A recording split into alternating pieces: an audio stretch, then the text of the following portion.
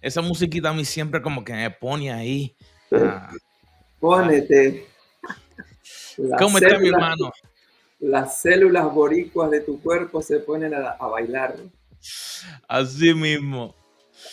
Buenas tardes, mi hermano. ¿Cómo estás? Buenas tardes, Carlos. Aquí, agradecido a Dios y a nuestra audiencia por poder seguir tomando café contigo y también con ellos.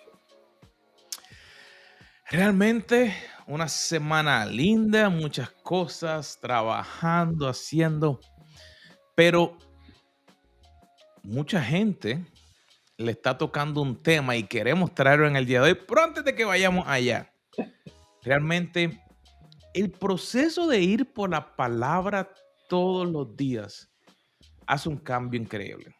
Ujú. ¿No es así, Carlos?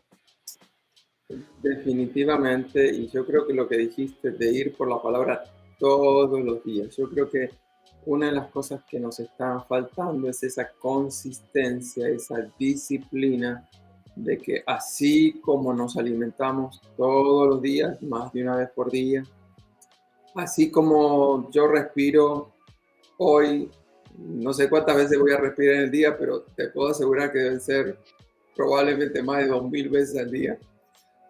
Lo mismo necesitamos que nuestras disciplinas espirituales, la comunión con los hermanos, la oración, el estar entregando de la abundancia que Dios nos ha dado para el sostenimiento de la obra de Dios, la lectura de la palabra, la meditación, el testimonio, todas esas disciplinas espirituales, aprender a perdonar, aprender a amar, estar dispuestos a servir.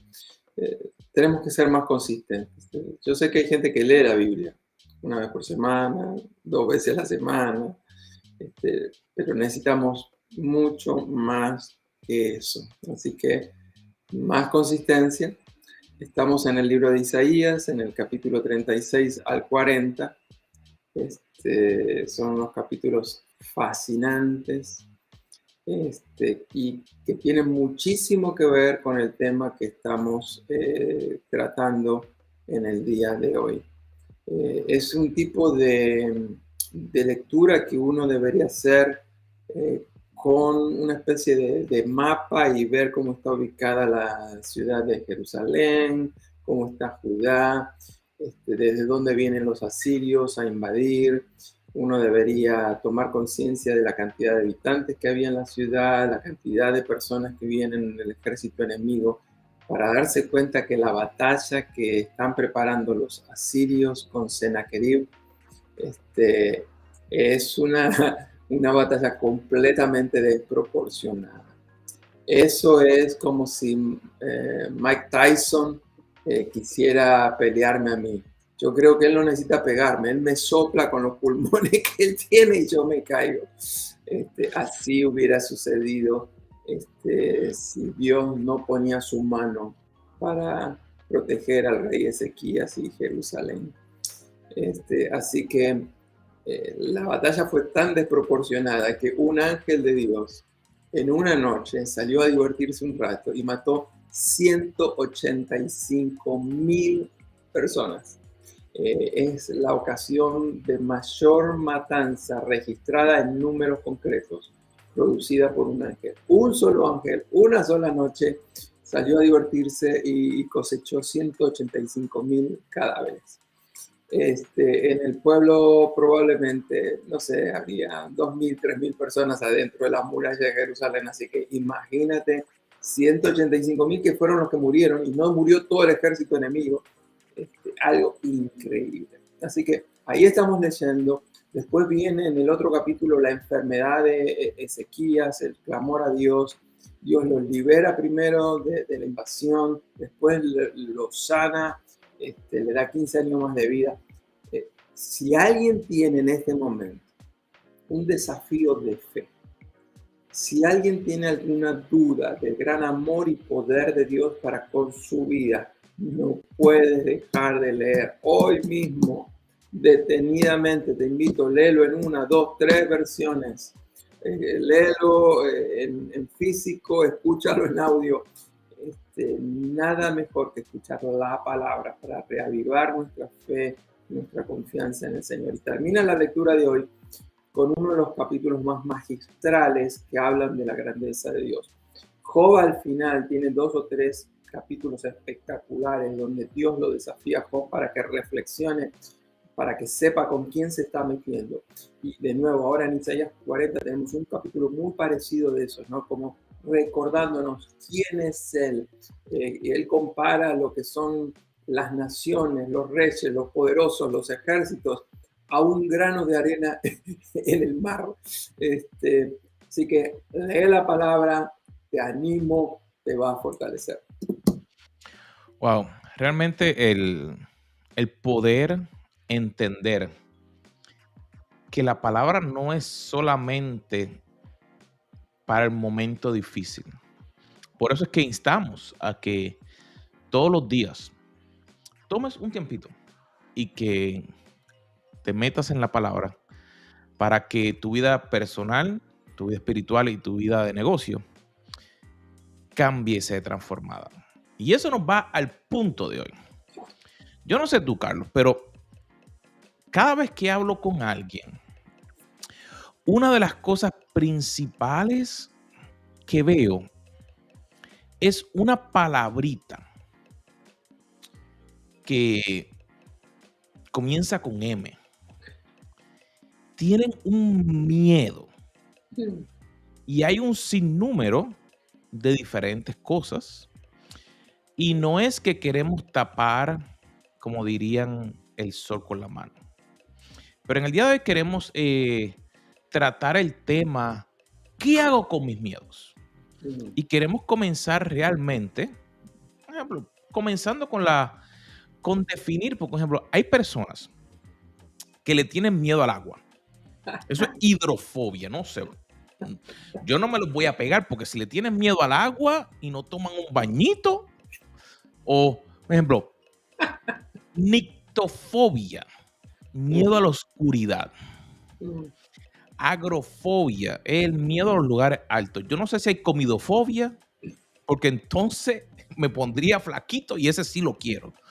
Pero hay otro que es xenofobia, que es el miedo a los extraños. Y claustrofobia, que es el miedo a los lugares cerrados. No es que es lo único.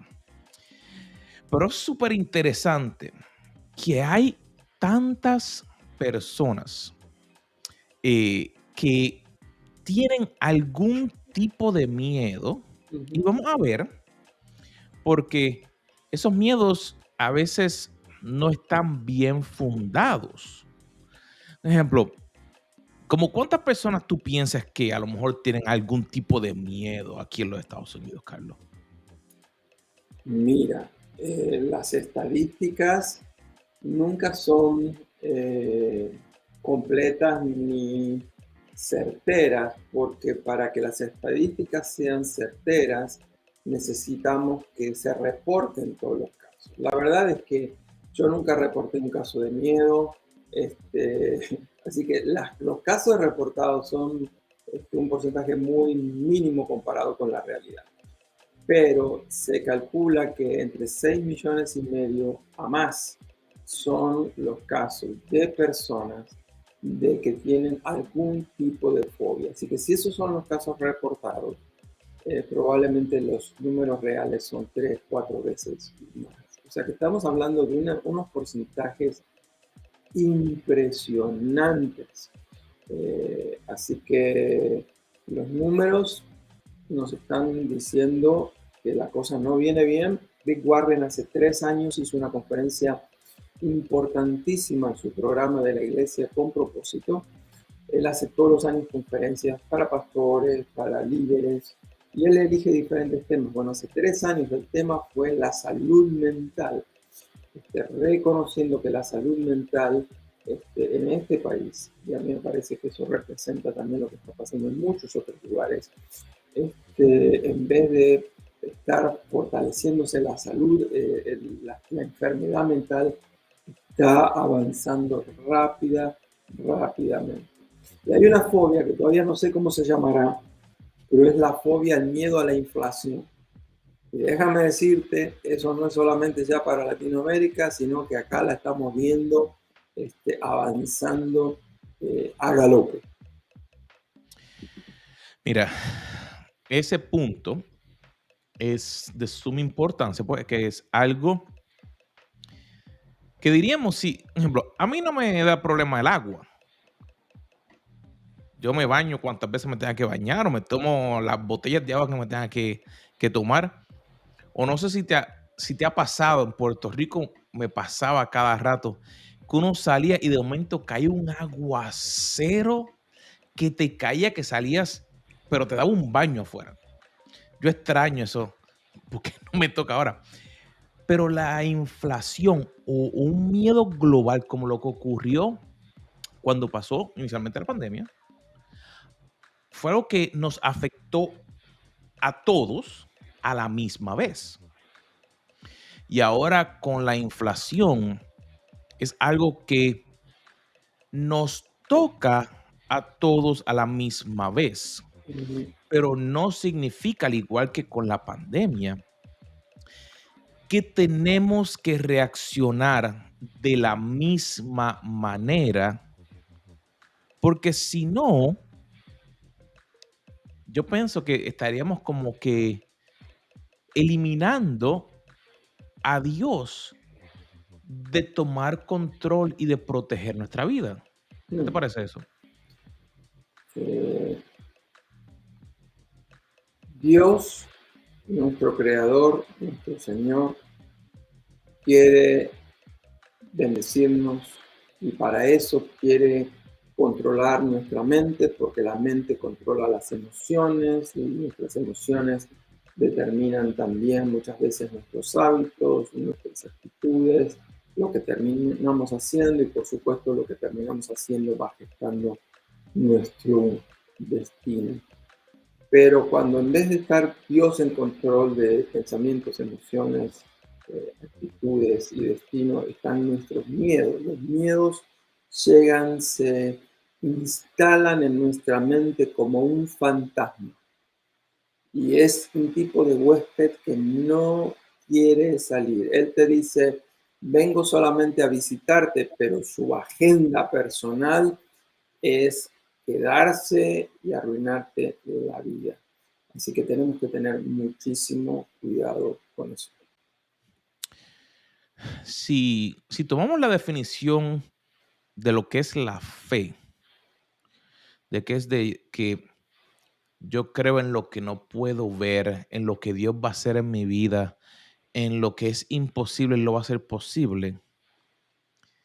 Si le ponemos fe a esos miedos o creemos en esos miedos, muchas veces esos miedos, a veces puede que pensemos que se conviertan en algo real. Y eso me llama mucho la atención porque hay momentos en los cuales, digamos, llega un momento difícil a tu vida, no sé si te ha pasado, pero que puede que sea en el trabajo, puede que sea con los hijos, puede que sea con tu pareja, y está pasando un momento tan difícil que te empieza a afectar, digamos, tu identidad. Yo no puedo hacerlo, no tengo las capacidades, se me fue la oportunidad. Y esos pensamientos o esas ideas que empiezan a llegar a tu cabeza, a veces están influenciadas por lo que está a tu alrededor. Y digamos, puede que de momento tú empiezas a sentirte a lo mejor triste. Y al sentirte triste, pues esos pensamientos, tus acciones empiezan a cambiar. Y cuando dejamos que eso nos empiece a agobiar, entonces en la forma que reaccionamos es totalmente diferente. Estaba trabajando con una persona y parte de lo que estábamos hablando era que la persona necesitaba en su trabajo poder hacer una presentación, pero por cosas que habían ocurrido, la persona como que no estaba segura de cómo hacerlo. Y estaba como que la descripción es que tenía como un miedo de que no le fueran a creer lo que él iba a decir. Y yo hablaba con él y decía, mira, no pienses de esa manera. No importa lo que te ha pasado, mira, es sencillo, no es que hables más, deja que la persona, las personas que van a escuchar lo que tú vas a compartir, te hagan preguntas, pues tú tienes el conocimiento. La idea es que ellos se sientan cómodos con eso. Y me llama la atención eso porque lo veía como un poco confundido. Y ahí yo creo que es una pregunta que quería que trabajáramos, Carlos. ¿Nos podremos confundir siendo cristianos? Bueno, Con miedo. claro que podemos confundirnos, así como los cristianos no están exentos de dolor, de enfermedad, de tentación, de angustiarse, tampoco estamos exentos de miedos, temores y de las consecuencias, que como tú dijiste, el miedo entristece, el miedo nos termina paralizando, desanimando, estresando. Los cristianos no estamos exentos. Jesucristo es más, dijo que en el mundo íbamos a tener problemas, aflicciones. La gran diferencia entre el no cristiano y el cristiano no es que el cristiano es ausente de todos los problemas, sino que los cristianos tenemos la promesa de la presencia de Dios en medio de nuestros problemas. Entonces, ¿el miedo es sinónimo a peligro? ¿O el peligro sí es real y el miedo viene a ser como que algo que no es, a lo mejor no es real? Eh, el peligro pudiera llegar a ser ficticio. Yo puedo tener percepciones de que algo es peligroso cuando no lo es. Pero normalmente el peligro es más real que el miedo. Este, algunos han dicho de que el 90% de las preocupaciones y ansiedades y temores que tenemos nunca llegan a ocurrir. Pero, por ejemplo, si yo voy por una carretera, camino cerrado y está el cartel que dice peligro, el peligro es real. Así que el ejemplo básico que se pudiera dar es que esas carreteras de 4 o 5 manos para acá, 4 o 5 manos de regreso, hay un puente para ir caminando de un lado al otro, pero alguien dice, no quiero ir por arriba del puente, quiero ir cruzando por abajo y andar esquivando los autos. El peligro no solamente es real, hay que estar casi loco para meterse en medio de esa carretera, teniendo especialmente una alternativa.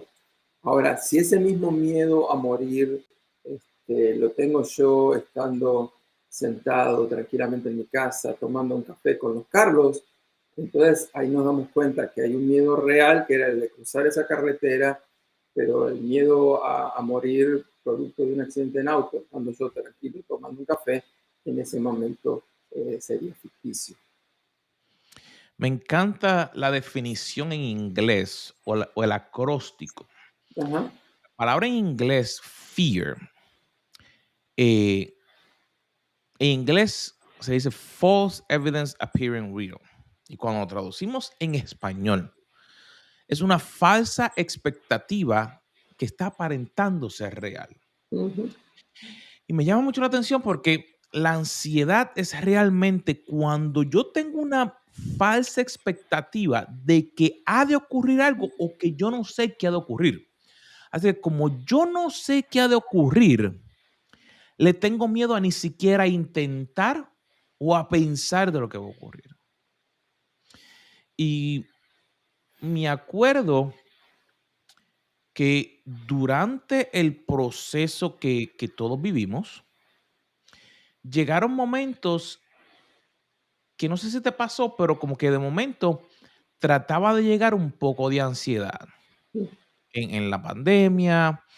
Pues mira, no sabemos qué va a ocurrir, si vamos a poder salir de la casa y cosas así. Y al principio como que estaba todo nervioso. Y ahora cuando empezó todo lo de que una inflación, que va a ocurrir, como que la gente otra vez nuevamente a tener un miedo.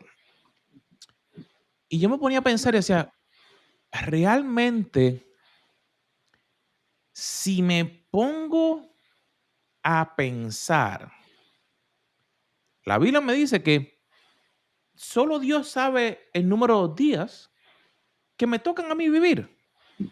Así que hoy puede ser mi último día, y no es que Ujú. yo quiero que sea mi último día, pero si yo vivo de una manera que solo le doy lugar al miedo, entonces yo mismo me estoy muriendo. O sea, como dice Les Brown, por ejemplo, hay gente que está muerta y solamente no lo ha hecho público, sino que está viviendo de una manera porque no estás disfrutando de las bendiciones que Dios tiene para ti. Tu familia ni siquiera te ve, no trabajas bien porque entonces no conoces. Y aunque sonara como un poco tonto o algo, pero ese miedo que permitimos que domine nuestra vida, entonces como que nos ata o nos encadena, ¿no? Sí, yo recuerdo haber leído uno de tus libros, Carlos, Rompe tus límites. Y en ese libro que ya escribiste hace varios años, escribiste en uno de los capítulos algo acerca del temor y me impresionó cuando lo leía porque tú hablabas allí de que el temor no solamente afecta mis emociones, el temor no solamente afecta mi manera de pensar, mis reacciones, sino que es tan poderoso el efecto que tiene tenerle fe al miedo, creer que va a suceder lo que tememos, que aún afecta a nuestro propio cuerpo. ¿Te acuerdas algo de eso? Sí, realmente es interesante porque llegó un momento en mi vida que el temor a perderlo todo fue tan y tan fuerte que de momento me hizo tomar unas decisiones que a lo mejor no es que fueran malas, pero comenzaron a afectar mi cuerpo. Mm, Y me di cuenta que no era el único. Cuando comencé a buscar, cuando comencé a estudiar, cuando comencé a hablar con otras personas, me mencionaban unos síntomas parecidos y unas acciones parecidas.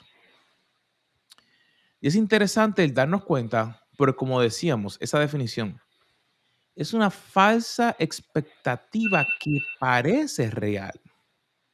Y al parecer real, pensamos, por ejemplo, yo me acuerdo haberme levantado de la cama, cansado. O sea, pero si dormí 8 horas y me estaba afectando físicamente. mm, Y no fue hasta que tuve que aceptar y decirle, mira, Dios, esto como que, esto no cuadra, esto como que no encaja realmente con, con lo que yo he aprendido de ti. O sea, si mi confianza está en de que, número uno, tú me creaste con un propósito, tú enviaste a tu hijo a morir por mí y tú me tienes en esta tierra porque tú quieres que yo haga algo para que otras vidas puedan ser impactadas. ¿Por qué entonces tengo que sentir esto? mm. Y fue una batalla un poco interna para yo darme cuenta de que, por ejemplo, tenía que tomar una dependencia mayor de Dios. Porque a veces pensamos, decimos el renovar nuestra mente, como dice Romanos 12, pero pensamos que fuera como si fuera un chip o un disco duro de computadora. Por ejemplo, si yo le pongo un sistema nuevo a esto, pues mira, se lo cambié a este y ya está.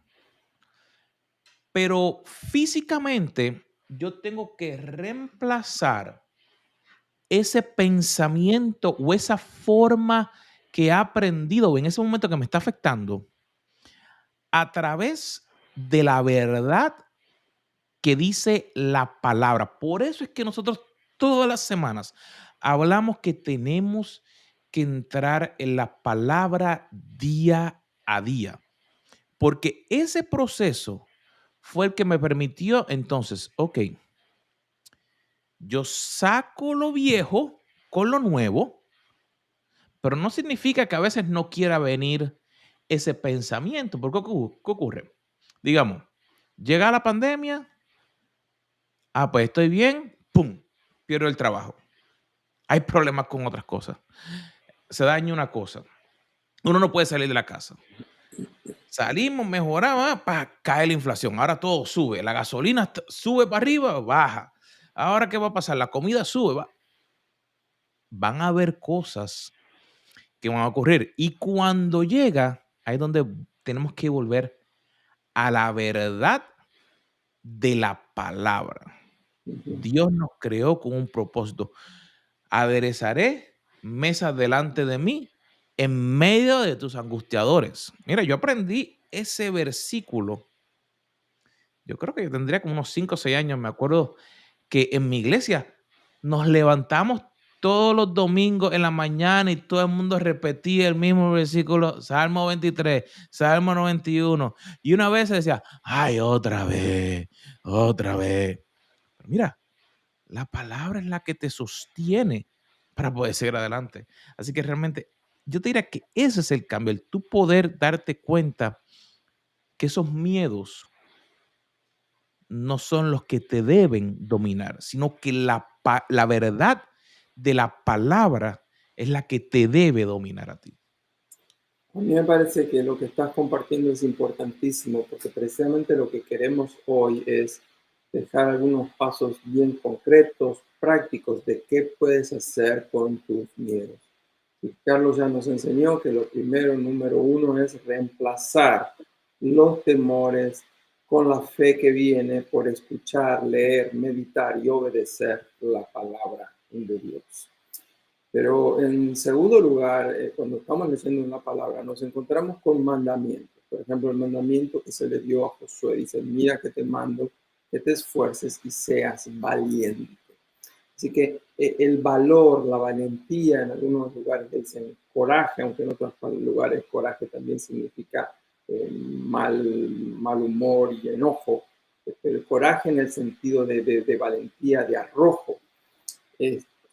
No es que yo tengo arrojo, valentía, valor cuando no tengo problemas, sino que es cuando venzo los problemas. La verdadera valentía no es la ausencia de miedos, sino es la victoria sobre los miedos. Y eso me hace acordar a lo que dijo Nelson Mandela. Él dijo, yo aprendí que la valentía no es la ausencia del miedo, es el triunfo sobre ellos. Dice, el hombre valiente no es alguien que no tiene miedo, sino es aquel que los conquista. Así que nos aferramos a las promesas de la palabra del Señor, pero en segundo lugar, somos personas de fe que vamos a conquistar nuestros miedos. Hay un autor, uno de mis favoritos, que es Frederick Meyer. Él escribió un montón de libros. Él escribió sobre la vida de José, de Moisés, de Abraham, de David, por supuesto de Cristo, del apóstol Pablo. Un montón de libros preciosos, uno más lindo que el otro. Pero él tiene una frase que quería compartirles hoy a nuestra audiencia. Y él dice, Dios está siempre delante nuestro. Él también está en nuestro mañana. Ese mañana que tanto nos llena hoy de angustia, temor, miedo y pavor, Dios ya está allí. Todas las mañanas de nuestra vida van a llegar, pero recuerda, van a llegar. Pero Él ya llegó a esa mañana antes que nosotros. Así que la victoria no es la ausencia de miedos, es la conquista de esos miedos, sabiendo que eso que nos preocupa, Dios es plenamente consciente de eso, Él va a tomar control de esas circunstancias y solamente va a llegar lo que Él en su divina providencia así lo permite. Y si nosotros nos aferramos de su mano, cualquiera sean esas cosas que nos producen ansiedad o temor, vamos a tener la victoria. Realmente si pensamos, puede que lleguen los miedos. Yo creo que la pregunta es, ¿qué realmente vamos a hacer con esos miedos que llegan a nosotros? Porque puede que un miedo se convierta en la oportunidad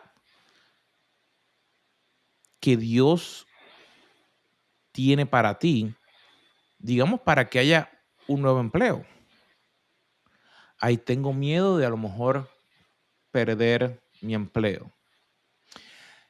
No es permitirle que ese miedo sea lo que te domine, sino habrá algo en lo que yo soy bueno que a lo mejor yo puedo desarrollarme de una mejor manera para así tener un mejor trabajo o seguir creciendo en mi empleo. O digamos, eh, a lo mejor hay que cortar la manera en que se está gastando el dinero para ahorrar por un tiempo. Por ejemplo, no sabes qué ha de ocurrir, pero te diría que el vivir dejando que el miedo sea lo que te domine es donde está el problema y muchas veces no nos damos cuenta que estamos permitiendo que nos llenen de miedo.